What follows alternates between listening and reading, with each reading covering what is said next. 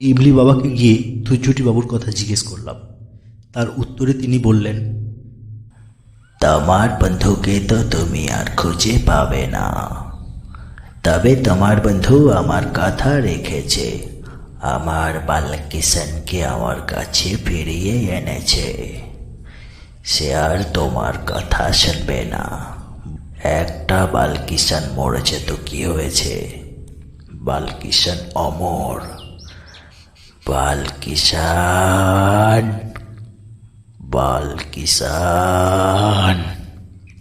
ওই যে বাবা ডাকছে, সাপের ভাষা, সাপের শীষ, ফিস ফিস, ফিস ফিস, বালকিশনের বিষম বিষ।